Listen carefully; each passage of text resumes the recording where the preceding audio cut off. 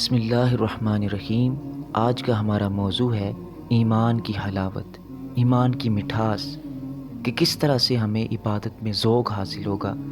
صحیح مسلم شریف کی حدیث پاک ہے، آقا علیہ الصلوۃ والسلام فرماتے ہیں، اس شخص نے ایمان کا مزہ چکھ لیا جو اللہ کے رب ہونے پر، اسلام کے دین ہونے پر اور محمد صلی اللہ علیہ وآلہ وسلم کے رسول ہونے پر راضی ہو گیا۔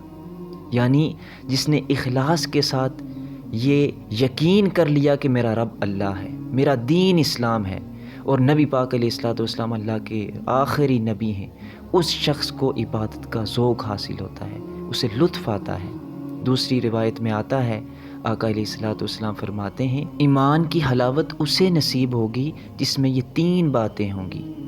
ایک یہ کہ اللہ اور اس کے رسول کی محبت اسے ہر چیز سے بڑھ کر ہو، دوسری یہ کہ اسے جس سے بھی محبت ہو فقط اللہ کے لیے ہو، اور تیسری یہ کہ ایمان کے بعد کفر کی طرف اسے پلٹنا ایسے ناپسند ہو جیسے آگ کی طرف جانا۔